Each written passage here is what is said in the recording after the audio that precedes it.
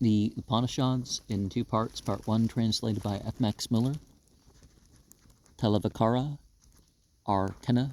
Upanishad.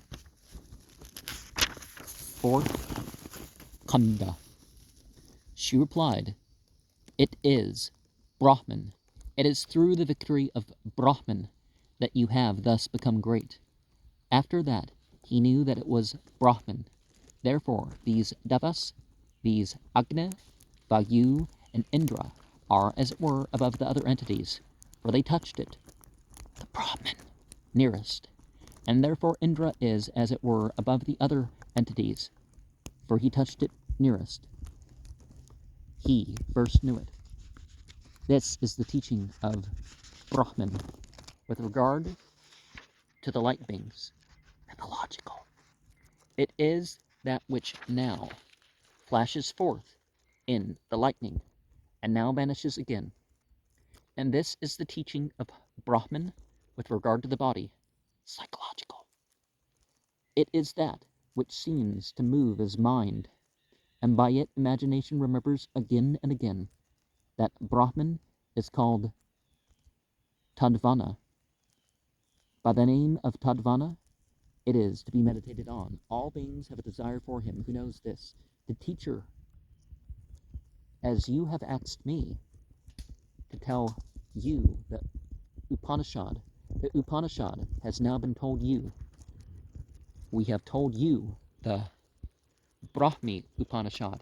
The feet on which that Upanishad stands are penance, restraint, sacrifice.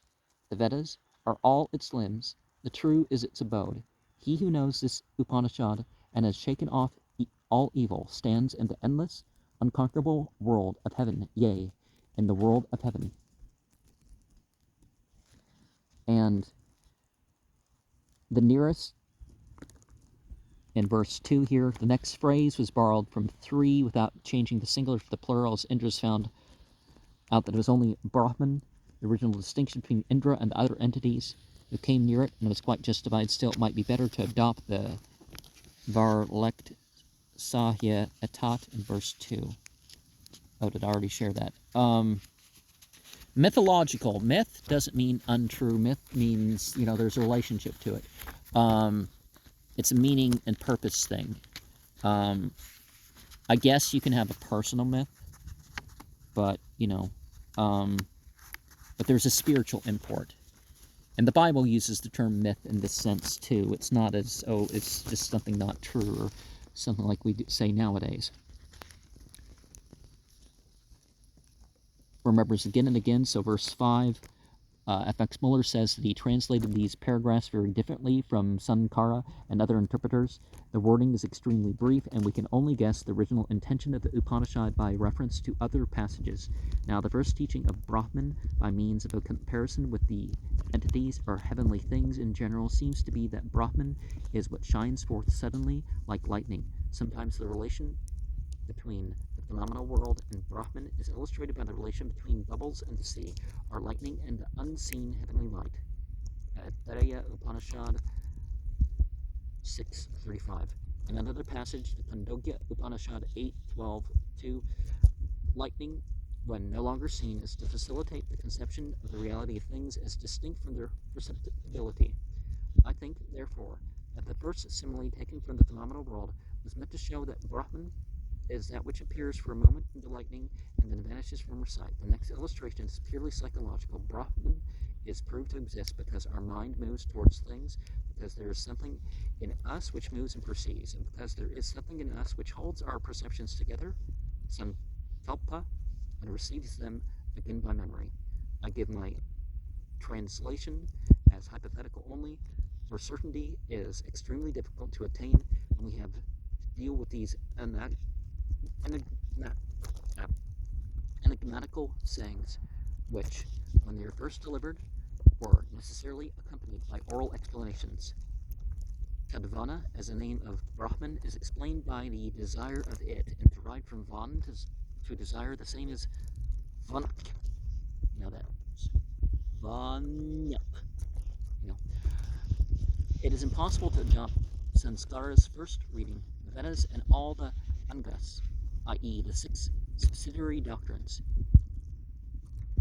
Note that there's 6 orders of the Mishnah too, so that breaking things into 6 was not new when the Jews did it. He sees himself that Svargana, he sees himself that Sarvagana stands in opposition to Pratishtha and Ayatana, but seeing Veda and Anga together, no Brahmin could help thinking of the Vedangas. Might we read Agyaya for Gyaya, like in the Satap Brahmana 11.571? One of the things that we could